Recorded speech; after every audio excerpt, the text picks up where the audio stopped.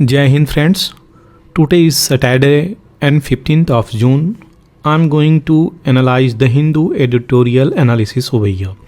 यहाँ पे आपको डेली करंट अफेयर्स के साथ साथ पीआईबी का न्यूज़ भी मिल जाता है। डाउन टू अर्थ से भी यहाँ पे बहुत सारे टॉपिक्स लेके आता हूँ। तो यहाँ पे एडिटोरियल, पीआईबी न्यूज़, फ्रंटलाइन सारा का सारा कंपाइल करके आपको एक जगह पर प्राप्त हो जाती है। तो जो भी कॉम्पिटिटिव एग्ज़ाम्स की तैयारी कर रहे हैं वो ये चीज़ जान लें, ये वीडियोज़ आपके लिए बनाई जाती है और आपके मेंस प्लस प्री दोनों पर्सपेक्टिव से ये चीज़ें बहुत ही ज़्यादा हेल्पफुल हो सकती हैं। तो चलिए शुरू करते हैं आज का यूपीएससी का प्रीवियस ईयर क्वेश्चंस, जो आपको हर बार की तरह मैं यूपीएससी का प्रीवियस ईयर क्वेश्चन से शुरू करता हूँ।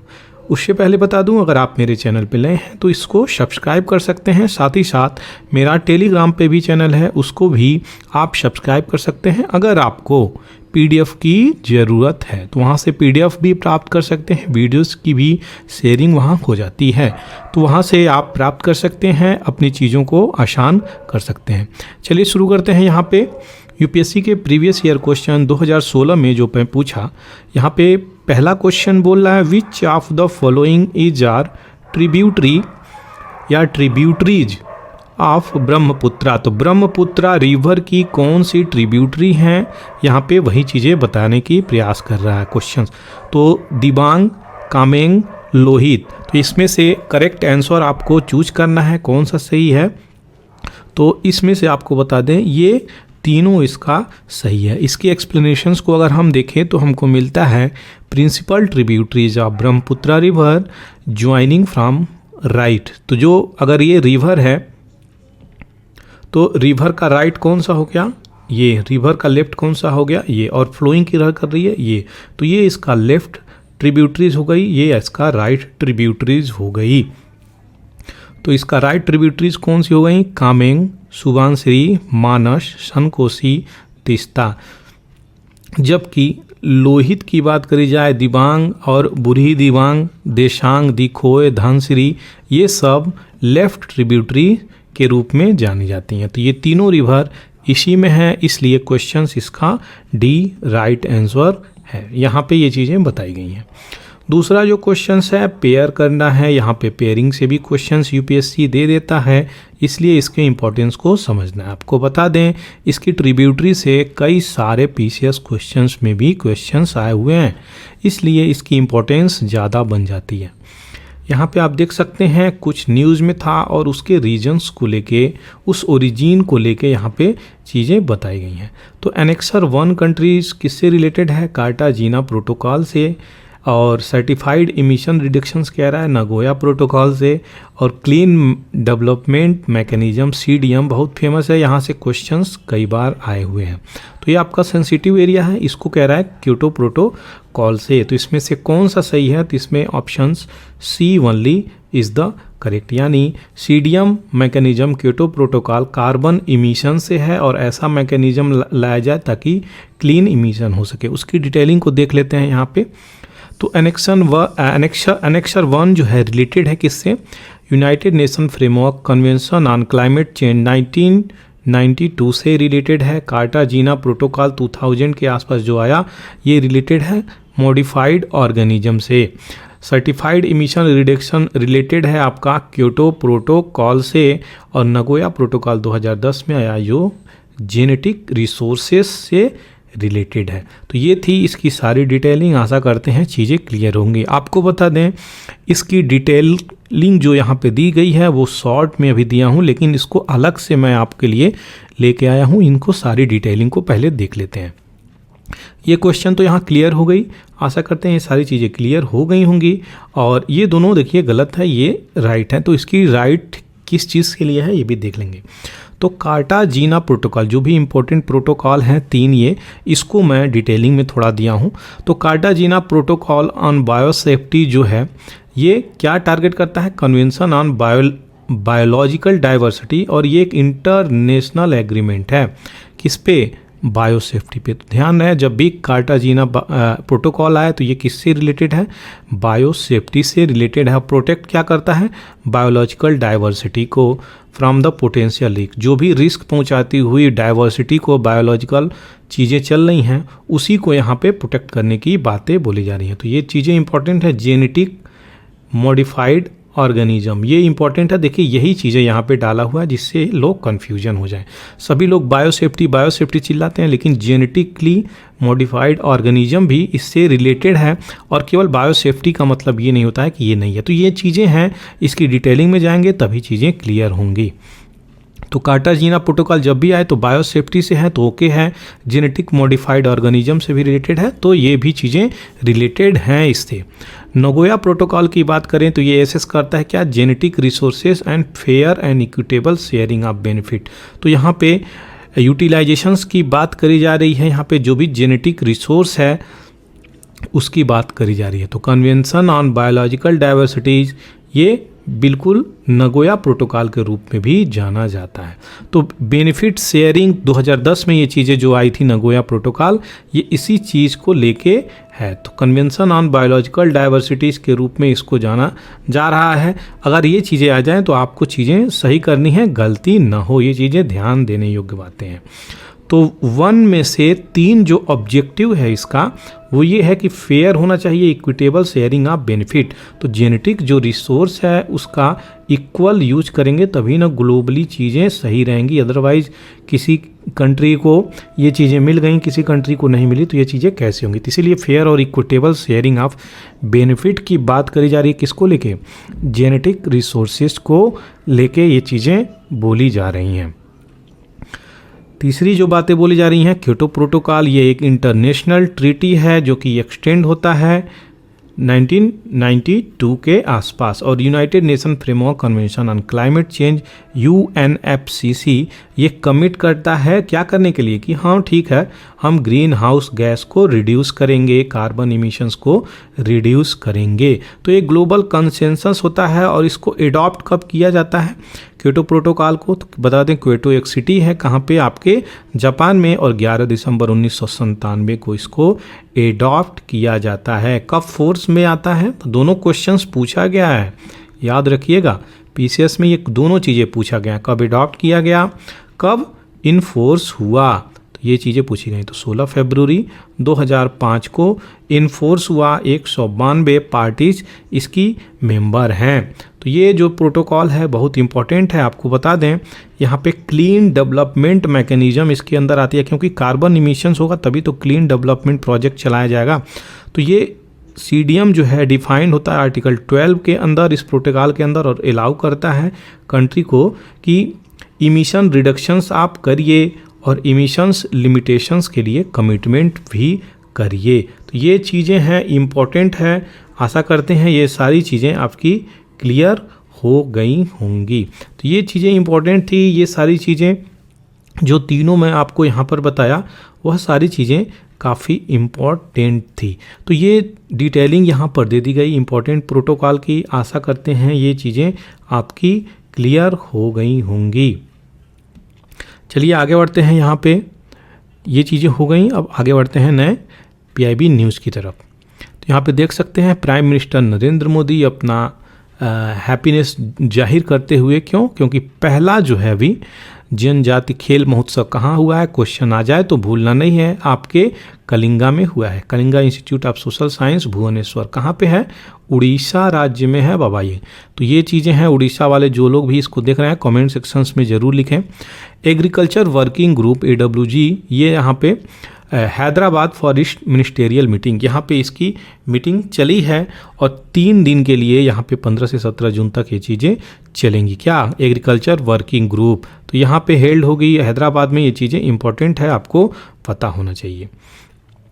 दूसरा जो है international institute of administrative science annual conference कहाँ पे हो रही है, ये कोची कहाँ है, केरला में। तो ये चीज़ें इंपॉर्टेंट है, 2025 में इसको होस्ट करने की बातें बोली जा रही हैं। इसका हेडक्वार्टर कहाँ है, ब्रुसेल बेल्जियम में। किसका, international institute of administrative science का। तो ये चीज़ें इंपॉर्टेंट है। 2025 में इंडिया विलिंगनेस दिखाया है, इच्छा जाहिर किया है, प्रकट किया है कि हाँ ये इसको इंडिया में लॉन्च करा जाए। इंडियन टीम यहाँ पे 280 मेंबर के आसपास और 190 198 एथलीट 12 जून से यहाँ बर्लिन की तरफ जर्मनी में जो है जर्मनी की कैपिटल बर्नी वहाँ पर रवाना हो गए हैं। क्या किस चीज़ में? तो स्पेशल ओलंपिक वर्ल्ड गेम जो हो रहा है वहाँ पे। तो कि कहाँ पे हो रहा है, क्वेश्चन आ जाए तो आपको भूलना नहीं है। दूसरा जो है डाप पीजी क्या है? Department of administrative reform public grievances. तो यहाँ पे रिलीज किया है क्या डाटा? सीपी ग्राम का। सीपी ग्राम क्या है? Centralised public grievances redressal monitoring system.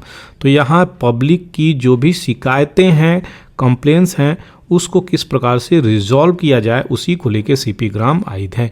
ये मंथली रिपोर्ट निकाली जाती है, अभी मई 2023 में आई है। तो यहाँ पे 10th रिपोर्ट है, ये 10वां रिपोर्ट है और स्टेट गवर्नमेंट और यूनियन टेरिटरी इसी के द्वारा यहाँ पे पब्लिश करी जाती हैं। कौन? डार पीजी। तो यहाँ पे डिपार्टमेंट ऑफ एडमिनिस्ट्रेटिव रिफॉर्म और पब्लिक ग्रीवांसेस इसको पब्लिश करता है, किसी भी इंस्टीट्यूट से क्वेश्चंस बना देता है, यूपीएससी याद रहे। तो इसलिए ये चीज़ें क्लियर हो जानी चाहिए, तभी जो चीज़ें चलेंगी वो सही तरीके से चलेंगी, अन्यथा इश्यू क्रिएट होता रहेगा।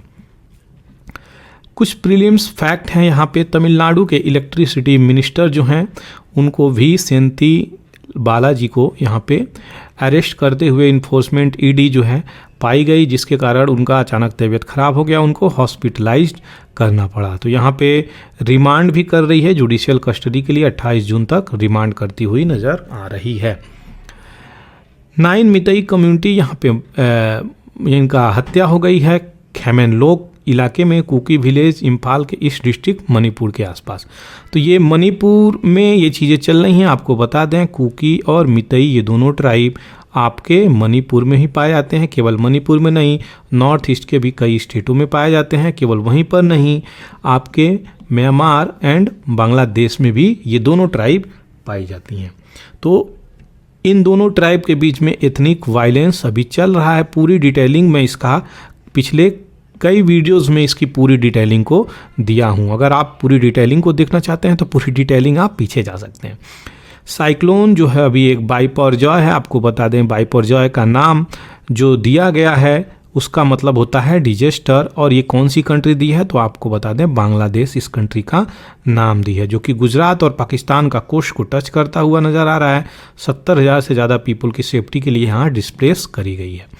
कर्नाटका चीफ मिनिस्टर सिद्धिरमैया वेडनेस को एक्यूज किए हैं किस चीज़ को लेके? नरेंद्र मोदी को लेके, कि ये जो हैं स्टेट गवर्नमेंट इलेक्शंस में जो गारंटी दिए हैं, कौन? कर्नाटका के लोग। सिद्धारमैया कर्नाटका में अभी जो इलेक्शंस बीजेपी हारी है उसकी वजह से कुछ इश्यू निकल के आ रही है क्या, कि कर्नाटका के सीएम वहाँ पे क्लेम कर रहे हैं कि सेंटर जो है अनाज देने के लिए मना कर रही है। तो यहाँ पे कैसे ये जो स्कीम लाए अन्न भाग्य स्कीम, इसको कैसे लेके चलेंगे ये भी सोचने योग्य बात है, जो कि 10 kg of rice each member को दिया जाएगा। तो 5 मेंबर हैं तो 50 kg ऐसे ही हो गया। अंत्योदय कार्ड होल्डर जुलाई 21 से ये चीज़ें लागू हो जाएंगी। तो ये कर्नाटका में 5 जो इम्पोर्टेंट स्कीम लेके आया है युवाओं के लिए, वुमेन के लिए, राशन पानी के लिए, फ्री इलेक्ट्रिसिटी के लिए और ट्रांसपोर्टेशंस के लिए। तो यहाँ पे 5 स्कीम को इम्प्लीमेंट करने के लिए बाध्य हैं, और ये इशू क्रिएट करती हुई सेंटर एंड स्टेट की टसल यहाँ पे चल रही है। प्राइवेट सेक्टर एग्रेसिवली यहाँ पे परस्यू कर रहा है किस चीज़ के लिए? प्रोडक्शंस करने के लिए। क्या? Green hydrogen. तो हरदीप सिंह पुरी G20 इवेंट्स में इन्हीं सब चीज़ को जिक्र करते हुए नज़र आ रहे हैं। तो यहाँ पे क्या टारगेट है? ग्रीन हाइड्रोजन जो है पेट्रोल यहाँ पे ब्लेंड किया जाएगा 20% ऑफ इथाइल अल्कोहल, जिसको E20 बोला जा रहा है। तो ये इंपॉर्टेंट है। और 1000 आउटलेट ऑयल मार्केटिंग कंपनी भी ये क्रॉस कंट्री खोलने की बातें बोली जा रही हैं। हरदीप सिंह पुरी यहाँ पे पेट्रोलियम और नेचुरल गैस के मिनिस्टर हैं, और हाउसिंग अर्बन अफेयर्स भी इसको अनाउंस किए। यहाँ पे देख लेंगे ग्रीन हाइड्रोजन क्या है, ब्लू हाइड्रोजन क्या है और ग्रीन हाइड्रोजन क्या है। तो ग्रे हाइड्रोजन, ब्लू हाइड्रोजन और ग्रीन हाइड्रोजन तीनों को समझेंगे तो ये वेरी क्लियर है। पिक्चर से ही यहाँ पे आप देख सकते हैं नेचुरल गैस का इस्तेमाल हो रहा है यहाँ पे हाइड्रोजन क्रिएट करने के लिए, और यहाँ पे कार्बन का इमिशन इन्वायरमेंट में हो रहा है। तो यहाँ पे ग्रे में कार्बन का इमिशंस वातावरण में डायरेक्टली हो रहा है, लेकिन ब्लू हाइड्रोजन में नेचुरल गैस का अगर इस्तेमाल कर रहे हैं तो हाइड्रोजन तो क्रिएट हो रहा है, लेकिन जो इमिशंस हो रही है वो उसको अंडरग्राउंड स्टोर कर लिया जा रहा है। किसको? कार्बन डाइऑक्साइड को, यानी कार्बन इमिशंस जो हो रही है उसको कैप्चर करके स्टोर कर लिया जा रहा है। ग्रीन हाइड्रोजन में जो ग्रीन इलेक्ट्रिसिटी और वाटर का प्रयोग, यानी यहाँ पे जो पावर इस्तेमाल किया जा रहा है जनरेशन के लिए, वह ग्रीन किया जा रहा है, ग्रीन एनर्जी। तो ऑलरेडी देख सकते हैं ग्रीन इलेक्ट्रिसिटी का इस्तेमाल किया जा रहा है, वाटर का इस्तेमाल किया जा रहा है, और यहाँ पे हाइड्रोजन का रिलीज जो हो रहा है, यहाँ पे कोई भी कार्बन इमिशंस नहीं हो रहा है, केवल ऑक्सीजन इमिशंस हो रहा है। तो क्वेश्चंस अगर आ जाए इन तीनों से तो आपकी चीज़ें क्लियर होनी चाहिए, डाउट नहीं होनी चाहिए। ये आशा करते हैं ये तीनों चीज़ें इंपॉर्टेंट है, क्वेश्चन तो बनने ही हैं यहाँ से, इसलिए ये चीज़ें क्लियर हो जानी चाहिए। ये पिछली बार मैं लेख दिया था, ये सारे लेख आपको कहाँ पे पाए जाते हैं, इनका क्वेश्चंस मैं बताया। तो ये सब लेख जम्मू एंड कश्मीर के क्षेत्रों में पाए जाते हैं, वहीं के ये हैं। तो union territory Jammu and Kashmir में सारे लेख पाए जाते हैं। बेस बूस्ट एक एडिटोरियल है, बहुत ही इंपॉर्टेंट एडिटोरियल है, अभी जो है आपकी इकोनॉमी को ऊपर लेके क्वेश्चन है। तो जो रिटेल इन्फ्लेशन है वो स्लो हो गई है, 25 मंथ लो। इन्फ्लेशंस का क्या मतलब होता है, महंगाई। तो महंगाई कहीं ना कहीं कंट्रोल करने की बातें बोली जा रही हैं यहाँ पर, वो 4.25% मई में लो हुई है। तो पहले जो है बढ़ती हुई नज़र आ रही थी, लेकिन अभी इसको लो किया जा रहा है। हेडलाइन इन्फ्लेशंस का क्या मतलब होता है, total inflation in an economy related to जो भी फूड प्रोडक्ट है उसको लेके, गैस, ये सारी चीज़ें लेके हेडलाइन इन्फ्लेशंस बोली जाती हैं। तो यहाँ पे एक्सेलरेटिंग कर रहा है क्या ट्रेंड, 4 मंथ की अगर देखा जाए तो कहीं ना कहीं नीचे जाती हुई नज़र आ रही है। ये सारी चीज़ें चल रही हैं। कंज्यूमर प्राइस इंडेक्स भी शो कर रहा है प्राइस गेन, और 0.51% मई में चीज़ें जो चली हैं। की कंट्रीब्यूटर की बातें बोली जा रही हैं यहाँ पे कि डीसेलरेशन हुआ है, year on year price gains मई में जो चली हैं उसमें डीसेलरेशंस हुए हैं। Inflations in food item slow down हुए हैं यहाँ पे 39 basis point, 2.9%। Oil fats contributed, जो भी चीज़ें खाने योग्य पदार्थ हैं, यूजेबल प्रोडक्ट है, उसमें की महंगाई को कटौती की जाए, यहाँ पे जो चीज़ें चल रही हैं। कंटिन्यूइंग डिफ्लेशंस यहाँ पे चलने की बात करिए किसमें, सीरियल और भी बहुत सारे कैटेगरी में। तो यहाँ पे almost 10% of the weight CPI consumer price index को अगर लिया जाए तो यहाँ पे 10% के आसपास चीज़ें चल रही हैं जो कम करती हुई नज़र आ रही हैं। क्रूशियल फूड आइटम्स की बात करें जिसमें वेजिटेबल्स आ जाते हैं, high protein milk material, meat, pulses, ये जो भी चीज़ आते हैं ये इनके क्विकनिंग प्राइस जो पिछले मंथ की तुलना में बात करी जाए तो ये अप्रिसिएबल है, कहीं ना कहीं चेंजेज इसमें हो रहे हैं। तो यानी आम जनता इसके पहुंच में चीज़ें आएँ तभी चीज़ें सही हैं। वेजिटेबल की प्राइस भी यहाँ पे नीचे गिरती हुई नज़र आई है कुछ लेवल पे, और जो चीज़ें हैं आपके milk, dairy, pulses, food category के कंसर्न में यहाँ पे नीचे गिरती हुई नज़र भी आ रही है। अगर ईयर वाइज ईयरली इन्फ्लेशंस की बात करें तो मिल्क जो है 9% लेवल में बढ़ता हुआ नज़र आ रहा था, यानी मिल्क पे, डेयरी पे और आटा, गेहूं पे, इन सब पे ये लोग टैक्स लगा दिए थे, जिसके कारण बहुत तीव्र गति से बढ़ा है। तो अभी जो चीज़ें हैं वहाँ पे कुछ रियायत बढ़ती जा रही हैं, यही चीज़ें हैं। प्राइमरी प्रोटीन, जो भी शाकाहारी लोग हैं प्राइमरी प्रोटीन क्या लेते हैं, अपना दाल ही लेते हैं। तो प्राइमरी प्रोटीन दाल है, उसमें भी बहुत सारी महंगाई आई थी, अभी उसको भी कंट्रोल की बातें बोली जा रही हैं। कुछ कैटेगरी लेंटिल, मसूर की दाल इसको बोलते हैं, लेंटिन, तूर, उड़द की दाल, इसमें भी 1.2% का इन्फ्लेशन आ गया था। इसको सही करने की ज़रूरत है। अक्टूबर 31 तक ये चीज़ें जो भी होल्ड कर रहा था स्टॉक, उसमें भी रेगुलेशंस और लॉज लेके आए ताकि ऐसी चीज़ें ना हो, ताकि महंगाई ना हो। तो यहाँ पे उसी सब चीज़ों को डील करने की बात करी जा रही है।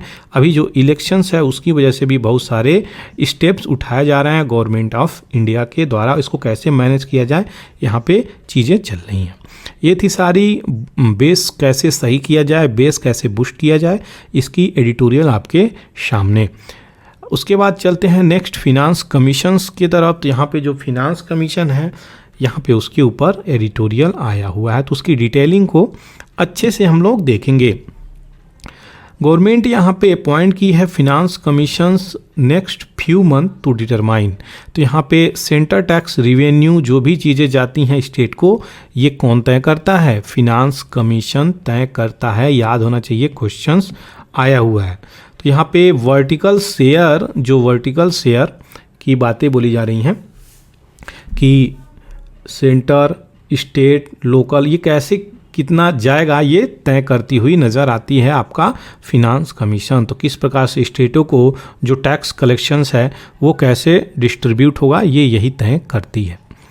करंटली सेंटर जो है 41% ऑफ टैक्स पूल स्टेट को देता है। पहले 42 था, लेकिन बता दें आपको 1% घटा के 41 हो गया। ये 1% आपके जम्मू एंड कश्मीर के डेवलपमेंट में जाता है। यहाँ पे स्टेट जो 41% से भी संतुष्ट नहीं है और भी ज़्यादा डिमांड करता रह रहा है, लेकिन इसकी बातें अभी भी सुनने योग्य नहीं है सेंटर के लिए। तो यहाँ पे प्रीवियस फिनांस ईयर्स कमीशंस की बात करी जाए जो 2017 में अपॉइंटमेंट करी गई थी, वह 2011 के अनुसार यहाँ पे आंकड़ा कहा गया कि इसको बनाया जाए। लेकिन बात करी जाए 1971 के पॉपुलेशन नंबर को यहाँ पे फिनांस कमीशंस कंसीडर कर रहा है, जिसके कारण इशू निकल के आ रही है। तो यहाँ पे क्या बोला जाए, यहाँ पे क्या बोला जा रहा है कि अगर 2011 में और 1971 में, तो 1971 इन दोनों को तुलना करें तो पॉपुलेशंस किधर होगी, पॉपुलेशंस इस 2011 में होगी। 2011 से 2021 की बात करें तो पॉपुलेशन यहाँ अधिक होगी। तो इन तीनों चीज़ों में क्या इश्यू निकल के आ रहा है उसी को मैं यहाँ पे बताऊँगा। तो जो भी स्टेट है साउदर्न स्टेट, यानी आपका एमपी से नीचे उतर जाएंगे, तमिलनाडु, केरला, तेलंगाना, आंध्रा, कर्नाटका, महाराष्ट्र, ये जो भी स्टेट हैं इन स्टेटों में पॉपुलेशंस कम है, लेकिन जो टैक्स का डिवोल्यूशंस है वह सेंटर के द्वारा कम है। तो कहीं ना कहीं ये कहा जा रहा है कि पॉपुलेशन कंट्रोल हम कर रहे हैं और जो फ़ायदे उठा रहे हैं वो नॉर्दर्न स्टेट उठा रहे हैं, जिसके कारण साउथ वाले स्टेट जो हैं वो हमेशा अनहैप्पी रहते हैं इन सब चीज़ के लिए। वो अपना एजुकेशंस भी सही किए, हेल्थ भी सही किए, वो अपना पॉपुलेशंस भी कंट्रोल करके चल रहे हैं, स्कीम को अच्छा से इम्प्लीमेंट कर रहे हैं, लेकिन फिर भी उनको टैक्स की डिवोल्यूशंस नहीं सही से मिल रही है। सारा बेनिफिट जहाँ पॉपुलेशंस है उस स्टेट को चला जा रहा है, ऐसा क्लेम कर रहे हैं। तो यहाँ पे वही साउदर्न स्टेट हैं जो इशू क्रिएट कर रहे हैं, प्रोटेस्ट करते हुए भी नज़र आए। तो यहाँ पे चीज़ें जो मैं पहले बताया यहाँ पे वही सारी चीज़ें बताई गई हैं। दूसरी तरफ देखा जाए तो रिवेन्यू डेफिसिट की ग्रांट भी यहाँ पे करी जा रही है फिनांस कमीशन के द्वारा उन स्टेटों को जहाँ पे पॉपुलेशंस भी अधिक है। तो इसी के लिए ये नाखुश अनहैप्पी नज़र आते हैं। दूसरी तरफ जो बातें बोली जा रही हैं, एक horizontal nature of horizontal distributions की बातें बोली जा रही हैं। हॉरिजेंटल डिस्ट्रीब्यूशंस का मतलब यहाँ पे सेंटर है तो यहाँ पे स्टेट है, इसी का पार्टी अगर है तो यहाँ पे जो है इस प्रकार से हॉरिजेंटल डिस्ट्रीब्यूशंस की बातें बोली जा रही हैं। ऐसा नहीं कि इक्वल सेंटर है और स्टेट है फिर उसके बाद लोकल है, ऐसा चीज़ें नहीं चल रही हैं। तो ये तो इक्वालिटी होगा, यहाँ पे अपने अनुसार चीज़ें चल रही हैं। तो हॉरिजेंटल डिस्ट्रीब्यूशंस क्या कर रही है, रीचर स्टेट जो है कंपनसेट कर रहा है किसको, पुअर स्टेट को। तो ये चीज़ें बॉटम लाइन की चीज़ें लेके यहाँ पे आ रहे हैं, अंदर की चीज़ें बताती हुई नज़र आ रही हैं। तो ये पहला इशू क्या गिना रहे हैं कि जो है practice by centre of increasing resorting levy of cesses. तो सेसेस और सरचार्ज यहाँ पे पहला इशू निकल के आ रहा है, क्या, टैक्स कलेक्शन में। बहुत ही क्लियर चीज़ें आपको बताई जा रही हैं, यहाँ पे ध्यान दीजिए। तो जो सेस और सरचार्ज है उससे क्वेश्चंस आ गए हैं। सेस सेंटर क्यों लगा रही है, सरचार्ज सेंटर क्यों लगा रही है, क्योंकि इन दोनों को सेंटर को अगर कलेक्ट करती है तो स्टेट के साथ शेयर नहीं करना पड़ता है। तो ये चीज़ें क्लियर हो गई।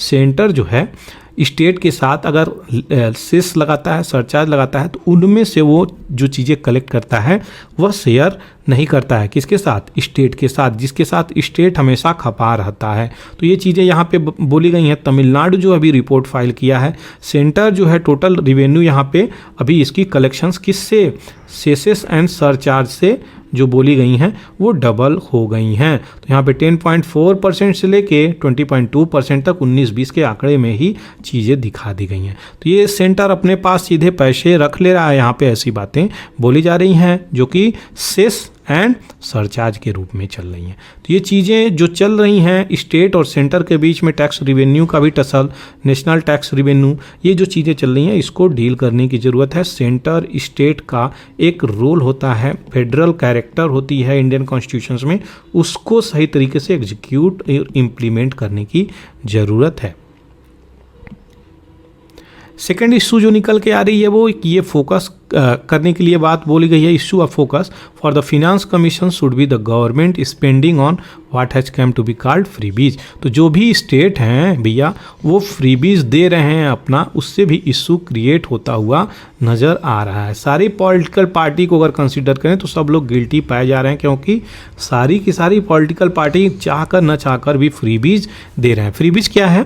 ऐसी चीज़ें जो मुफ्त में लोगों को यहाँ पे दी जाती हैं वो फ्रीबीज कहलाती हैं। जैसे कि तमिलनाडु गवर्नमेंट अभी टीवी डिस्ट्रीब्यूशंस करी है, और कर्नाटका गवर्नमेंट अभी 3,000 रुपये युवाओं को और फ्री में बसों में चलना, इलेक्ट्रिसिटी फ्री, ये सब फ्रीबीज में आती हैं। तो यहाँ पे जो चीज़ें आपको बताई जा रही हैं, यहाँ पे गवर्नमेंट ऑफ स्टेट और गवर्नमेंट ऑफ इंडिया दोनों, स्टेट और यूनियन गवर्नमेंट दोनों में टसल यहाँ पे चलती हुई नज़र आ रही है।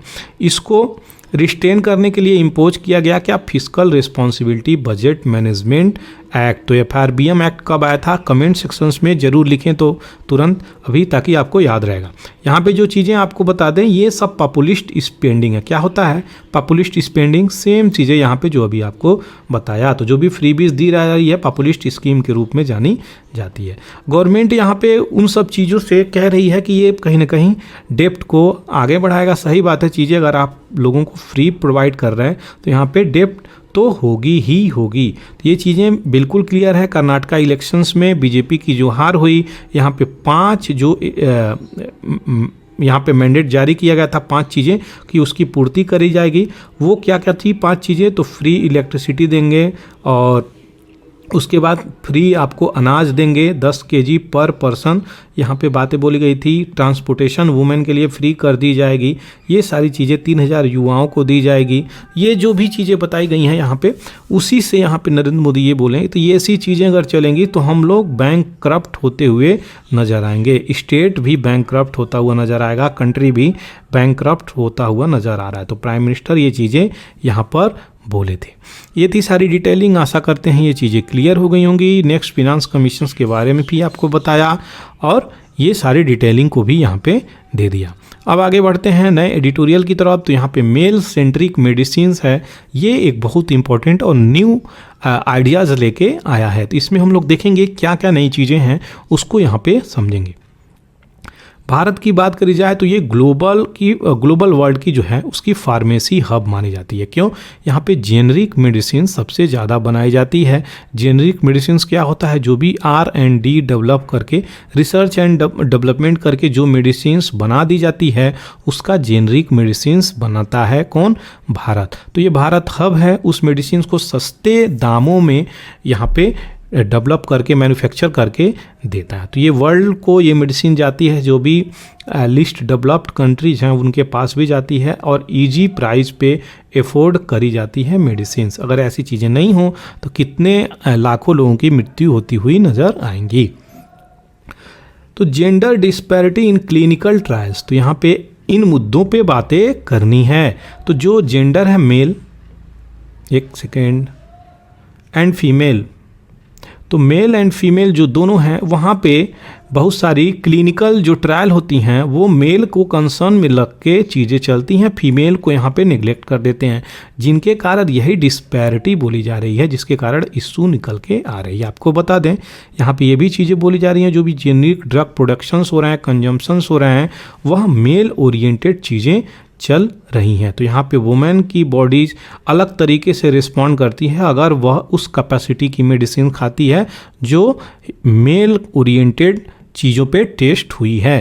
तो ये फीमेल को लेके यहाँ पे बातें बोली गई हैं कि जो भी चीज़ें हम ट्रायल करते हैं वो फीमेल पर्सपेक्टिव से अलग मेडिसिन्स भी होनी चाहिए, क्योंकि फीमेल और मेल की कैपेसिटी अलग अलग है और उनकी बॉडी भी अलग अलग रिस्पॉन्ड करती है। तो यहाँ पे इंपॉर्टेंट चीज़ें हैं, ये तो काफ़ी जेन्युइन इशू है, इस पर देखना चाहिए।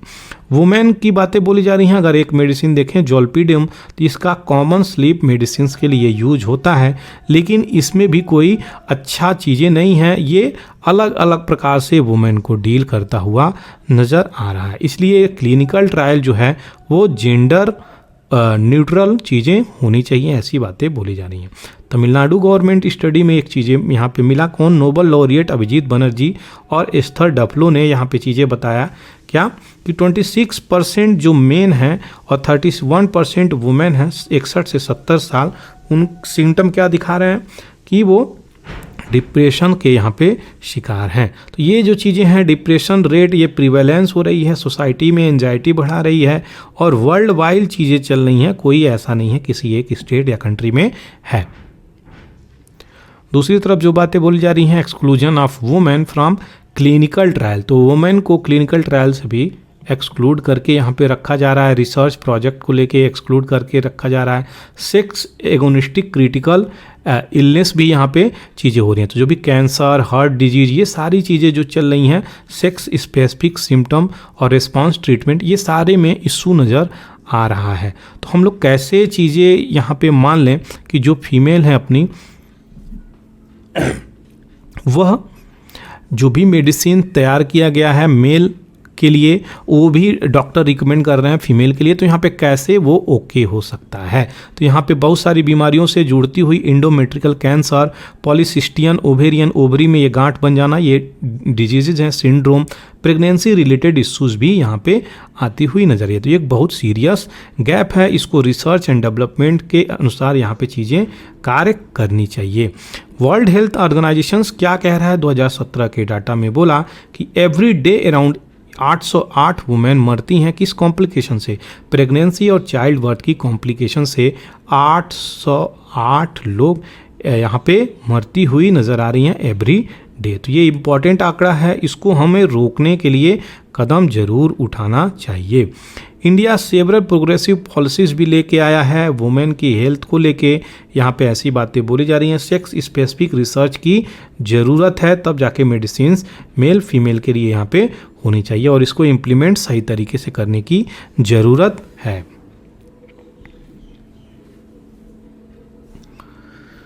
दूसरी तरफ जो नया एडिटोरियल निकल के आ रहा है, ये चीज़ें यहाँ पे फिनिश हो गई। अब नए एडिटोरियल की यहाँ पे हम चर्चा करेंगे। तो नया एडिटोरियल जो निकल के आ रहा है वह क्या है, वह चाइल्ड डेवलपमेंट सर्विसेज से रिलेटेड है। तो यहाँ पे ICDS जो है उसको हम देखेंगे। तो इंटीग्रेटेड चाइल्ड डेवलपमेंट सर्विसेज जो हैं उसको डिटेल में देखेंगे। तो ये सही बात है, इंडिया हाई प्रिवेलेंस है किस चीज़ में, स्टंटिंग, वेस्टिंग, एनीमिया। तो अपनी जो चीज़ें हैं पब्लिक हेल्थ रिस्क को यहाँ पे पोज कर दी हुई हैं, ना कि केवल चिल्ड्रेन बल्कि वुमेन।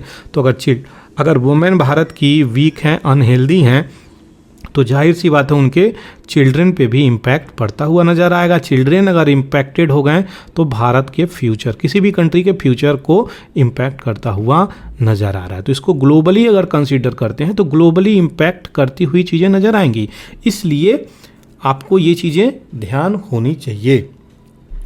वेस्टिंग क्या होता है, वेट टू हाइट, यानी जो वेट है उसके अनुसार हाइट नहीं है, ये चीज़ें। स्टंटिंग क्या है, हाइट टू एज। तो यहाँ पे हाइट के अनुसार, एज के अनुसार हाइट नहीं है, ये चीज़ें यहाँ पे स्टंटिंग कहलाती है। तो जो आपकी 5 साल की उम्र है उसके अनुसार आपकी हाइट नहीं है बल्कि आप छोटे हैं, तो स्टंटिंग में आ जाएगा। वेस्टिंग क्या है, वेट के अनुसार हाइट नहीं है, इस चीज़ें आ जाती हैं। एनीमिया मतलब यहाँ पे आयरन की कमी, खून की कमी, ये चीज़ें आ जाती हैं। दूसरी तरफ जब बढ़ते हैं तो ICDS टारगेट करता है चिल्ड्रेन किसको, 0 से लेके 6 साल तक, प्रेग्नेंट वुमेन को, लैक्टेटिंग मदर को, ये सारी चीज़ों को टारगेट करता है। तो ध्यान रहे, क्वेश्चंस यहाँ से भी आया है, ICDS कितने साल के बच्चों तक कवर करता है। तो 0 से 6 साल तक बच्चों को कवर करता हुआ नज़र आ रहा है। और ये जो चीज़ें अगर एड्रेस करी जाएँ तो non formal pre school educations की बातें बोली जा रही हैं, जो कि किस साइकिल को कैप्चर करता है, तो माल नरिशन, मॉर्बिडिटी और मॉर्टेलिटी। मॉर्टेलिटी का मतलब डेथ होता है, मॉर्बिडिटी का मतलब सीवियर डिजीजेज जो ग्रसित हो जाती हैं। तो ये डिजीज़ है, ये मॉर्टेलिटी डेथ है। रिसर्च क्या हाईलाइट करता है यहाँ पे, एक रिलेशंस किसके किसके, अर्ली लाइफ पॉवर्टी, माल नरिशंस, इनएडिक्वेट स्टिमुलेशंस और कॉग्निटिव इकोनॉमिक चैलेंजेस। कैसे, कैसे ये चीज़ें रिलेट करता है। तो आपको बता दें, अगर आपका बच्चा माल नरिश होगा, आपका बच्चा अंडरवेट होगा, आपका बच्चा स्टंटेड होगा, आपका बच्चा वेस्टिंग होगा, तो इसका पढ़ने में कहाँ तक मन लगेगा और ये किस प्रकार से हेल्दी रह पाएगा। तो अगर हेल्थ ही नहीं रहा तो वो स्टडी सही से नहीं कर पाएगा, जिसके कारण वो सही से जॉब भी नहीं ले पाएगा या फिर कोई भी वर्क नहीं कर पाएगा प्रॉपरली, जिसके कारण इकोनॉमिक कंडीशंस और भी ज़्यादा ख़राब हो जाएगी। तो पॉवर्टी के चक्कर में आ जाएगा। तो पॉवर्टी, माल नरिशंस और इकोनॉमिक चैलेंजेस भी यहाँ पे होती हुई नज़र आएंगी। तो यही चीज़ें हैं यहाँ पे रिलेट करके बताई जा रही हैं। ICDS का पॉजिटिव इम्पैक्ट भी दिखा है, कॉग्निटिव अचीवमेंट हुआ है। जो इंटीग्रेटेड चाइल्ड डेवलपमेंट स्कीम चलाई गई है, यहाँ पे 0 से 6 साल तक प्रेग्नेंट वुमेन को कंसीडर किया गया है। लैक्टेटिंग मदर, दूध पिलाती हुई मदर को भी कंसीडर किया गया है। तो यहाँ पे इन लोगों को बेनिफिट तो मिला है, इसमें कोई डाउट नहीं है। गर्ल्स को भी बेनिफिट मिला है। ये सारे डिसएडवांटेजेस जो फैमिली हैं इनको बेनिफिट मिलती हुई नज़र आ रही है। यहीं पे एडोलेसेंट की बात करें तो जो 13 से 18 तक उम्र के हैं उनको भी बेनिफिट मिलता हुआ नज़र आ रहा है। 7.8% यहाँ पे स्कूल का इनरोलमेंट भी बढ़ गया है केवल इस स्कीम की वजह से। तो ये चीज़ें देखिए, अगर हेल्थ है अच्छी है तो कहीं ना कहीं चीज़ें गुड चलेंगी, अगर हेल्थ ही अच्छी नहीं है तो चीज़ें डिटोरियोरेट हो जाएंगी। 0.8% एडिशनल ग्रेड कंपेयर किया जाए तो यहाँ पे चीज़ें आगे बढ़ती हुई भी नज़र आ रही हैं एवरेज की कंसीडर करके। अब ये थी सारी डिटेलिंग। अब हम देखेंगे बैकग्राउंड में जो सोशल सिक्योरिटी स्कीम है उसकी डिटेलिंग को देखेंगे। तो सोशल सिक्योरिटी स्कीम यहाँ पे इंडिया की फिनांस मिनिस्ट्री के द्वारा चलाई गई है। सबसे पहले ये देखिए, इसका उपयोग आप मेंस के पर्सपेक्टिव से यहाँ पे कर सकते हैं। किसी भी एग्जाम्स में इसका उपयोग करेंगे तो आपको अच्छे मार्क्स मिलेंगे। तो ये चीज़ें याद होनी चाहिए एटलीस्ट। पूरी डिटेलिंग तो यहाँ पे नहीं बोलता है, लेकिन हाँ जो जो इम्पोर्टेंट चीज़ें हैं वो अगर आप नाम मेंशन भी करते हैं तो चीज़ें बहुत अच्छी ढंग से आप रिप्रेजेंट कर सकते हैं अपने राइटिंग स्किल को। प्रधानमंत्री जनधन योजना आता है 15 अगस्त 2014 में। यहाँ पे जनधन अकाउंट को ऐड किया जाता है लोगों के अकाउंट को, ताकि जो भी विलेज एरिया है जिसका अकाउंट भी नहीं है खाते में उसको भी ऐड किया जाए। जनधन से जन सुरक्षा योजना दिक्कत 2015 में आती है। प्रधानमंत्री जीवन ज्योति बीमा योजना 18 से 50 साल की उम्र के लोगों को कवर किया जाता है, 2015 में आती है। प्रधानमंत्री सुरक्षा बीमा योजना 18 से 70 साल की उम्र के लोगों को कवर करी जाती है, 9 मई 2015 में आ जाती है। अटल पेंशन योजना को भी 9 मई 2015 में लाया जाता है, पेंशन स्कीम है।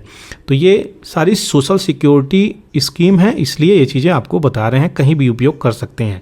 स्टैंड अप इंडिया स्कीम 5 अप्रैल 2016 से आती है। ये आपके मैन्युफैक्चरिंग सेक्टर में, आपको एंटरप्रेन्योर सेक्टर के लिए बातें बोलती है। प्रधानमंत्री मुद्रा योजना जो है 8 अप्रैल 2015 को आती है। प्रधानमंत्री वय वंदना योजना ये ओल्ड एज स्कीम है, 60 साल और उससे ऊपर के लोगों के लिए ये स्कीम आती है। कुछ और सोशल स्कीम है उसको भी हम देखेंगे। तो PM पोषण, जिसका पूरा नाम भी पूछा गया है कई सारे इम्पोर्टेंट PCS एग्जाम्स में। तो यहाँ पे पोषण शक्ति निर्माण अभियान जो कि 2021 में आई है, हेल्थ और एजुकेशन मिनिस्ट्री के कोलाबोरेशन से चीज़ें चल रही हैं। किसके मिनिस्ट्री से? वो ministry of women and development, ये जो मिनिस्ट्री है ये इसको लॉन्च करी है। स्टार्स स्कीम क्या है? तो यहाँ पे strengthening teaching learning result for state, ये किस मिनिस्ट्री से? एजुकेशन मिनिस्ट्री से। क्वेश्चंस यहाँ से भी आए हुए हैं, कई सारे PCS एग्जाम्स में पूछे गए हैं। PM मातृ वंदना योजना ये women and child development ministry का है। स्पार्क स्कीम, ये भी क्वेश्चंस पूछे गए हैं, आपको बता दें बहुत इंपॉर्टेंट क्वेश्चन है ये। और scheme for promotion of academic research collaboration, इसका पूरा नाम है, ये एजुकेशन मिनिस्ट्री के द्वारा चीज़ें हैं। तो ये स्टार्क और ये स्पार्क दोनों चीज़ें आपका एजुकेशन मिनिस्ट्री के द्वारा है। मिड डे मील स्कीम बहुत ही इंपॉर्टेंट स्कीम है, ये एजुकेशन मिनिस्ट्री चलाती है। PM कौशल विकास योजना स्किल डेवलपमेंट मिनिस्ट्री चलाती है। स्वामित्व योजना पंचायती राज जो कि चलाती है और टारगेट करती है रूरल एरियाज़ पे। PM गरीब कल्याण योजना 20 जून 2020 को शुरू की गई, इसमें 125 दिन की एम्प्लॉयमेंट भी दी जाती है। ये स्कीम जो है 12 डिफरेंट मिनिस्ट्री के साथ मिलकर चलाई जाती है। तो इम्पॉर्टेंट है, क्वेश्चन आ जाए तो इसको छोड़ना नहीं है। कौन कौन सी ministry? Rural ministry, drinking water sanitation ministry, road transport ministry, Panchayati Raj ministry, telecommunication ministry, new renewable energy ministry, railway ministry, mines ministry और department of agriculture research and education और ministry of environment, forest and climate change, ministry of petroleum, ministry of defence. ये सारी ministry important है। यहाँ पे PM गरीब कल्याण योजना चलाई गई। आपको बता दें पैंडेमिक जब हुई थी, कोविड-19 आई थी यहाँ पे, उस समय ये स्कीम को ग्लोबली अप्रेज किया गया था, क्योंकि इस स्कीम के तहत यहाँ पे गरीबों को अन्न डिस्ट्रीब्यूट किया गया था, उनके हेल्थ को भी देखा गया था।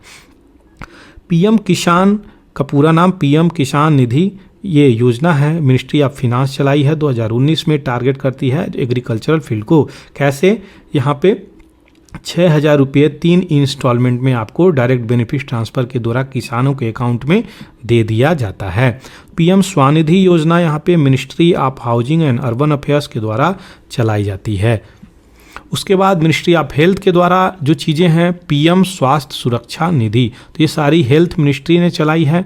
Ayushman Bharat, PM Jan Arogya Yojana, national digital health mission, PM स्वास्थ्य सुरक्षा योजना, इंटेंसिफाइड मिशन इंद्रधनुष 3.0, ये सारे को मिला के बना दिया गया है। तो यहाँ पे अभी 3.0 चल रहा है जो कि इम्पोर्टेंट है। ये थी सारी सोशल सिक्योरिटी स्कीम। आशा करते हैं ये चीज़ें क्लियर हो गई होंगी। डाउट हो तो आप कमेंट सेक्शंस में ज़रूर लिखें। चलिए आगे बढ़ते हैं। यहाँ पे ये सारी चीज़ें जो एडिटोरियल थी वहाँ से आगे बढ़ते हैं तो हमको मिलता है एडिशनल। इसके अलावा बात करी जाए तो आंगनबाड़ी वर्कर का एक बहुत इम्पोर्टेंट रोल है। तो ये क्या कर सकती हैं? भारत में 14 लाख के आसपास आंगनबाड़ी यहाँ पे सेंटर भी हैं। तो ये आंगनबाड़ी का सेंटर यहाँ पे है, जो कि ये हम इस वर्कफोर्स का हम इस्तेमाल कर सकते हैं अपने सोशल सिक्योरिटी स्कीम को सही प्रकार से इम्प्लीमेंट करने के लिए, अवेयरनेस पहुंचाने के लिए। तो पहली बात करी जा रही है, it will lead to the better health और एजुकेशन आउटकम। तो एजुकेशन और हेल्थ दोनों चीज़ें चेंज हो सकती हैं अगर इस वर्कफोर्स का प्रयोग किया जाए। दूसरी चीज़ें जो बोली जा रही हैं कि ये जो भी इनरोलमेंट बढ़ रही है स्कूलों में और जो बच्चों में चाइल्ड स्टंटिंग हो रही है, माल नरिशंस हो रही है सीवियर, इसको भी हम रोक सकते हैं इनके वर्कफोर्स से मदद से। तो ये कहीं ना कहीं अवेयरनेस फैलाएंगी, घर घर पहुंचेंगी। तो स्कूलों में इनको सीमित न करके बल्कि घर घर में भी भेजने की भी बातें बोली जा रही हैं। तीसरी जो बातें बोली जा रही हैं, नेशन वाइड रोल आउट हो इनका, तब जाके कहीं ना कहीं इनसिग्निफिकेंट चीज़ें चलेंगी और जो पोटेंशियल होगा तब जाके डेवलप हो पाएगा। चौथी बातें बोली गई हैं, नई आंगनवाड़ी वर्कर यहाँ पे रिस्पॉन्सिबिलिटी यहाँ पे लाया जाए और कंसंट्रेट किया जाए किस चीज़ पे? तो जो प्री स्कूल पे पहले हम केवल फोकस कर रहे हैं, अर्ली चाइल्डहुड एजुकेशन पे फोकस कर रहे हैं, उसको एक्सटेंड करने की बातें बोली जा रही हैं। तो यानी हाउस, होम और सोसाइटी में भी जाएं, केवल स्कूलों तक सीमित नहीं रहें ये आंगनवाड़ी वर्कर्स, ऐसी बातें बोली जा रही हैं। पांचवा जो चीज़ें बोली जा रही हैं कि इम्प्रूव करे वेलबींग ऑफ रूरल कम्युनिटीज़। जो भी रूरल कम्युनिटीज़ हैं, यहाँ पे गाँव की कम्युनिटीज़ हैं, उनको अगर कोई चीज़ें नहीं मालूम है तो अवेयरनेस फैलाएं, तब जाकर ये चीज़ें चलेंगी। और दूसरी बात, ये क्रिएट करेगा जॉब अपॉर्चुनिटीज लोकल रेसिडेंट्स के लिए, वुमेन के लिए। तो कहीं ना कहीं 1.3 मिलियन न्यू जॉब भी निकल के आएगी और पूरे भारत को कंसीडर करते हैं तो ये एक अच्छा चेंज भी ला सकता है। तो इनका जो भागीदारी है वुमेन का यहाँ पे, आंगनबाड़ी वर्कर का, वो बहुत इम्पोर्टेंट है, उसको निगलेक्ट नहीं कर सकते सरकार और उसको स्टेट एंड सेंट्रल गवर्नमेंट मिलके, जो लोअर आपका गवर्नमेंट है, ग्राम पंचायत, उस लेवल पर जाकर कार्य को एग्जीक्यूट करने की ज़रूरत है। तब जाके हम सही से प्लान को इम्प्लीमेंट करेंगे, एग्जीक्यूट करेंगे, तब सक्सेस होगा। ये सारी डिटेलिंग यहाँ पे बताई जा रही है। ऑपरेशनलाइजेशन ऑफ सक्षम आंगनवाड़ी पोषण 2.0 यहाँ पे ये चीज़ें बता रहा है कि जो भी सेंट्रली स्पॉन्सर्ड स्कीम है, क्या होता है सेंट्रली स्पॉन्सर्ड स्कीम और सेंट्रल सेक्टर स्कीम। तो सेंट्रल सेक्टर स्कीम वो स्कीम होता है जिसमें सेंटर केवल अपना फंड देता है, उसी के द्वारा चलाया जाता है। सेंट्रली स्पॉन्सर्ड स्कीम वो होता है जिसमें सेंटर और स्टेट दोनों मिलके अपना स्पॉन्सर्ड करती हैं। तो ये चीज़ें हैं। स्टेट गवर्नमेंट यहाँ पे इसको किस तरीके से अपना एडमिनिस्ट्रेशंस को लगाता है, कैसे मैनेज करता है, कैसे मॉनिटर करता है, इसका रोल स्टेट का बहुत इम्पोर्टेंट हो जाता है। तो यहाँ पे सेंटर और स्टेट दोनों को यहाँ पे यूनाइटेड होके आना पड़ेगा। ये चीज़ें तभी जाके इम्प्लीमेंट होगी। ऐसा नहीं कि सेंटर के प्लान को स्टेट एक्सेप्ट ही नहीं करे, तो यहाँ पे इशू हमेशा क्रिएट रहेगी और ये चीज़ें हम इम्प्लीमेंट नहीं करेंगे तो हमारे देश के जो भी वुमेन पावर हैं वो उनका हेल्थ, एजुकेशंस, सारी चीज़ें, जॉब, इकोनॉमी सब यहाँ पे लुटिया डूब जाती हुई नज़र आएगी। तो ये इम्पैक्ट करेगा वो सारी प्राइम फैक्टर को जो सस्टेनेबल डेवलपमेंट गोल को हमको लेके आगे चलना है 2030 तक जो टारगेट है। तो यहाँ पे 169 टारगेट और 17 गोल बोले गए हैं सस्टेनेबल डेवलपमेंट गोल में, तो हम उस पर फेल होते हुए नज़र आ जाएंगे अगर इस तरीके से नहीं चली। तो गवर्नमेंट को भी यहाँ पे प्रोवाइड करना चाहिए प्रॉपर फंड आंगनबाड़ी वर्कर के लिए, तब जाके कहीं ना कहीं वो इस सब चीज़ों को एग्जीक्यूट कर सकेंगे। ऐसा भी नहीं कि फंड नीचे जा ही नहीं रहो, ऊपर ऊपर चली जाए, तो वो क्या करेंगी, यहाँ पे क्या डिस्कशन करेंगी, क्या अवेयरनेस फैलाएंगी। 2.5 लाख सेंटर जो हैं ऑपरेट करते हैं विदाउट फंक्शनल सैनिटेशंस। तो ये जो सेंटर हैं आंगनबाड़ी के, यहाँ पे सैनिटेशंस की भी सुविधाएं सही से नहीं है। 1.5 लाख पानी पीने के लिए भी सुविधाएं नहीं दी जाती हैं। तो यहाँ पे 4.1 लाख की आंगनबाड़ी सेंटर, ऐसी बेसिक जो है पक्का की बिल्डिंग भी नहीं है। तो ये जो इंफ्रास्ट्रक्चर की बातें बोली जा रही हैं, हमको यहाँ पे आना पड़ेगा, इनके इंफ्रास्ट्रक्चर को कहीं ना कहीं पुनः खड़ा करना पड़ेगा, स्टैंड कराना पड़ेगा, तब जाके ये चीज़ें ऑपरेशनल हो सकती हैं। बेसिक जो नीड है वही भारत में अगर चीज़ें नहीं होंगी तो ये इशू क्रिएट होती हुई नज़र आएगी। ये चीज़ें आशा करते हैं ये सारी चीज़ें हेल्थ को लेके, वुमेन हेल्थ को लेके सारी चीज़ें क्लियर हो गई होंगी। चलिए आगे बढ़ते हैं, रसिया यूक्रेन के क्या इम्पैक्ट पड़ रहे हैं उसको हम देखेंगे। तो 20 यूरोजोन जो कंट्री हैं अबली रिसेशंस की तरफ स्लिप करती हुई नज़र आ रही हैं। फर्स्ट 3 मंथ की बात करी जाए 2023 की, तो यहाँ पे यूरोजोन की जीडीपी जो है 0.1% केवल इन्हीं 3 महीनों में स्लिप होती हुई नज़र आ रही है। तो यहाँ पे रिसेशन चल रहा है, लेकिन फिर भी यूरोपियन यूनियन यहाँ पे जो मेंबर्स हैं और वेस्ट कंट्री जो हैं सपोर्ट करना यूएसए का बिल्कुल बंद नहीं कर रहे हैं। तो यहाँ पे अपनी कंट्री की जीडीपी की हालत को देखें किस प्रकार से इश्यू कर रही है, बल्कि यहाँ पे सीधे यूएसए का ही सपोर्ट करती हुई नज़र आ रही हैं। तो ये चीज़ें हैं रसिया यूक्रेन के युद्ध में, ये भी घसीट के आ जा रही हैं, यानी कहीं ना कहीं ग्लोबली इम्पैक्ट करता हुआ नज़र आ रहा है। कुछ देखेंगे आंकड़े को, तो यहाँ पे percentage change over the previous quarter GDP की बातें बोली गई हैं यूरोजोन में। तो यहाँ पे देखिए रिसेशंस के कारण यहाँ पे चीज़ें गिरती हुई नज़र आ रही हैं। GDP market price select countries की देखे जाए तो जर्मनी, आयरलैंड, देखिए सब ऊपर से नीचे गिरती हुई नज़र आ रही हैं सारी की सारी। तो ये चीज़ें हैं इम्पॉर्टेंट है। 19-20-23 19-20-23, तो देखिए कैसे 19-20 यानी पहले का सीज़न जब युद्ध नहीं हो रहा था, आज का सीज़न जब युद्ध हो रहा है, तो कैसे किस प्रकार से चेंजेज आ रहे हैं। दूसरी तरफ बातें बोली जा रही हैं, इन्फ्लेशंस भी बढ़ रहा है इन कंट्रीज़ में। तो इन्फ्लेशंस कैसे बढ़ रहे हैं, 15 की बात करी जाए तो यूरोपियन सेंट्रल बैंक टारगेट यहाँ पे था, और फूड, इलेक्ट्रिसिटी, गैस 23-24 में यहाँ पे पहुँच गई है। ये सब देख रहे हैं। हाउस होल्ड स्पेंडिंग भी गिरती हुई नज़र आ रही है। गवर्नमेंट फाइनल एक्सपेंडिचर भी गिरती हुई नज़र आ रही है, श्रिंक हो गया है, कम हो गया है।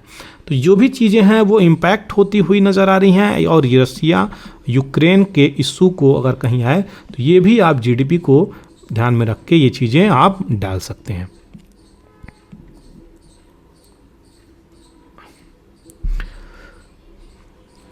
ये जो नई एडिटोरियल है ये आपका जीएम क्रॉप्स को लेके आया हुआ है, उसकी डिटेलिंग को हम यहाँ पे देखेंगे। तो यहाँ पे कह रहा है बहुत सारी ऐसी लाइन है क्रॉप्स की जैसे जीएम क्रॉप्स के लिए डिमांड रखती हैं। तो ब्रिंजल, टोमेटो, मेज, चिकपी क्या है, ये चना है आपका, और वेरियस स्टेजेज ऑफ ट्रायल में ये चीज़ें चल रही हैं। तो जो भी ट्रांसजेनिक टेक्नोलॉजी है इसमें यूज कर रहा है कि किस प्रकार से हम सही प्रोडक्ट को लेके आएँ, सही फसल को लेके आएँ, ताकि किसानों को भी लाभ हो और रोग भी ना हो अगर जो कोई भी इसको कंज्यूम करे, इसका यूज करे, खाता है जिस क्रॉप्स को। तो जो व्यक्ति अगर इसका इस्तेमाल करे उसे किसी प्रकार की हानि नहीं होनी चाहिए। सबसे पहली फर्स्ट एंड फॉरमोस्ट प्रायोरिटी यही होनी चाहिए कि इसमें कोई इशू ना हो। जबकि कॉटन की बात करी जाए तो ये केवल ओनली ट्रांसजेनिक क्रॉप है। तो अभी तक केवल एक ही है, ये चीज़ें याद रखिएगा। क्वेश्चंस यहाँ से आ गया है कि ब्रिंजल को भी दे दिया गया है, टोमेटो को भी दे दिया गया है, तो ये बिल्कुल भी नहीं, अभी वो ट्रायल पे चल रहे हैं। तो ये कॉमर्शियली कल्टिवेटेड इन इंडिया एक ही क्रॉप है, उसका नाम है COTTON यानी कॉटन। दूसरी तरफ बातें बोली जा रही हैं जो भी जेनेटिकली मॉडिफाइड सीड हैं ये इन्वायरमेंटल इश्यूज़ को लेके यहाँ पे मस्टर्ड हाइब्रिड DM H11 और जो भी पेरेंटल लाइन्स पे इसके चलती हैं, ये सारी चीज़ें चल रही हैं। GAC एक इंस्टीट्यूशंस है यहाँ पे, ये क्या तय करता है? GAC ये डिसाइड करता है कि जेनेटिक मॉडिफाइड को सर्टिफाइड किया जाए कि नहीं किया जाए। किस मिनिस्ट्री के अंदर आता है? तो ये इन्वायरमेंट मिनिस्ट्री के अंतर्गत आता है। क्वेश्चंस पूछा गया है, तो GAC को याद रखिएगा किस मिनिस्ट्री के अंतर्गत ये चीज़ें आता है। ये जेनेटिकली इंजीनियर्ड प्लांट के रूप में जाना जाता है। फाइनल आर्बिटर की बात करी जाए यहाँ पे, तो GM क्रॉप्स को कंसीडर करता है, और जो भी लॉन्ग स्टैंडिंग लिटिगेशंस है यानी आरोप भी लगाए जा रहे हैं भैया, ऐसे नहीं कि भारत में आप सिंपली गए यहाँ पे क्लेम कर दिए तो आपको जेनेटिक मॉडिफाइड क्रॉप के लिए आपको सर्टिफाइड मिल जाएगा, सर्टिफिकेट मिल जाएगा, नहीं। यहाँ पे सुप्रीम कोर्ट में लिटिगेशंस गया है यहाँ पे कई सारे लोगों के द्वारा कि जो भी फूड क्रॉप्स है ये ट्रांसजेनिक क्रॉप्स बना रहे हैं, जिसके कारण यहाँ पे इश्यू निकल के आ रहा है। तो सुप्रीम कोर्ट भी यहाँ पे इंटरवेंशन करती हुई नज़र आ रही है। कॉटन सीड की हम बात करें तो कॉटन सीड यहाँ पे डेवलप किया गया है किसके द्वारा? तो Hyderabad based bio research India, ये चीज़ें हैं। क्वेश्चंस यहाँ से भी बना दिया है, ये कहाँ पे है? तो Cry2AI जो चीज़ें हैं उससे ये चीज़ें बनाई गई हैं। और ये क्या रेसिस्ट करता है? तो ये पिंक बॉलवर्म। पिंक बॉलवर्म कहाँ होता है? क्वेश्चन आया हुआ है, ये PCS में पूछा गया है। तो कॉटन सीड में होता है कौन सा डिजीज? Pink bollworm. तो ये डिजीज कहाँ होता है? कॉटन सीड में। ये पहला जनरेशन से ट्रांसजेनिक कॉटन की जो डेवलप करी गई थी, इसी के आधार पे ये चीज़ें चल रही हैं। तो इसका जो जीन है ये चेंज करके बताया जाता है ताकि जो भी डिजीजेज लग जाती हैं इस पे वो चीज़ें न लगें, ये ऐसा इसीलिए बनाया जाता है। दूसरी तरफ बातें बोली जा रही हैं यहाँ पे कि Cry2AI सीड ये प्रिलिमिनरी टेस्ट को पास कर गया है और कन्फाइन किया गया ट्रायल को, और रिकमेंडेशन भी GAC के द्वारा दिया गया है। तो यहाँ पे farmer field Telangana, Maharashtra, Gujarat, Haryana, agriculture जो भी स्टेट हैं यहाँ पे, वो कंपनीज यहाँ पे इंटरेस्ट दिखाती हुई नज़र आ रही हैं ताकि इसको अप्रूवल दी जा सके। तभी देखिए अप्रूवल दी जाएगी तभी तो मार्केट बनेगा, कंपनी आएंगी, कंपनी इन्वेस्ट करेंगी, तब जाके प्रोडक्ट निकल के आएगा, क्रॉप निकल के आएगा, तो उसका बेनिफिट ह्यूमन लगाएगा। लेकिन अगर यहीं पे गड़बड़ हो जाए, ट्रायल ही सही से ना हो, सीधे कंपनी बेनिफिट के चक्कर में, कॉमर्शियल के चक्कर में आ जाए, तो यहाँ पे कौन चेक करेगा? तो ये इसीलिए इस चीज़ को बहुत इंपॉर्टेंट तरीके से चेक की जाती है, ट्रायल की जाती है, गवर्नमेंट भी बहुत अटेंटिव रहती है। GAC कंसीडर करता है panel of plant bio technologist जो भी इस जीन को एडिट करते हैं, चेंज करते हैं, डिजीज रेसिस्टेंट GM क्रॉप बनाते हैं, वो इसमें रहते हैं और हेड करते हैं सीनियर ऑफिशियल्स इन्वायरमेंट मिनिस्ट्री की, चेयर करते हैं साइंटिस्ट ऑफ DBT। ये चीज़ें हैं जो यहाँ पे चल रही हैं और 42 के आसपास प्रपोजल भी दी जा चुकी है। कितने स्टेट यहाँ पे इशू भी क्रिएट कर देते हैं कि नहीं हम इससे एग्री नहीं हैं, सेंटर से एग्री नहीं है या फिर GM क्रॉप से एग्री नहीं है। तो ये चीज़ें चल रही हैं, उनको भी लेके साथ चलने की ज़रूरत है। यहाँ पे वही चीज़ें बोली जा रही हैं। Genetic engineering appraisal committee GAC जो है आपको सीधे इन्वायरमेंट मिनिस्ट्री के अंदर आती है, जो कि मैं अभी बताया। एक काइंड ऑफ ट्रांसजेनिक कॉटन का सीड का यहाँ पे चीज़ें लाई है जो कि CRY2AI जिसको बोला जाता है, और पिंक बॉलवर्म ये जो डिजीज है कॉटन में लगता है, ये चीज़ें बता चुका हूँ। कॉटन सीज ये डेवलप किया गया हैदराबाद, ये भी आपको बता दिया हूँ, ये इसका जिस्ट है। और जो 4 स्टेटेड हैं GAC की, जैसे कि हरियाणा, इसमें परमिशंस दे दिया है, टेस्ट करो भैया आप, सीधे हम आपको परमिशन देते हैं। तो कुछ राज्य स्टेट ने परमिशंस दे रहे हैं, कुछ स्टेट यहाँ पे रेसिस्ट कर रहे हैं। तो गुजरात, तेलंगाना, महाराजा रिफ्यूज कर दिए हैं, महाराष्ट्र रिफ्यूज कर दिए हैं परमिशंस के लिए। तो यहाँ पे टेस्ट ही नहीं होगा तो आउटकम कैसे निकल के आएगा? तो हरियाणा ही एक है जो GAC को परमिशंस अभी तक दिया है। तो ये थी सारी detailing genetic engineering modified crop के लिए, जेनेटिक मॉडिफाइड क्रॉप के लिए। तो यहाँ पे सारी डिटेलिंग, आशा करते हैं आपके डाउट क्लियर हो गए होंगे। आज का ये था द हिंदू एडिटोरियल एनालिसिस। आशा करते हैं ये सारी चीज़ें क्लियर हो गई होंगी। अगर आप नए हैं इस चैनल को ज्वाइन कर लें। मेरा सारा PDF आपको एक जगह टेलीग्राम चैनल पे प्राप्त हो सकता है। इसका लिंक वीडियो के डिस्क्रिप्शंस में मैं दे रखा हूँ, वहाँ से जाके आप उस चैनल को ज्वाइन कर सकते हैं। Thank you for watching the Hindu editorial analysis bye पूरा एकेडमी। जय हिंद।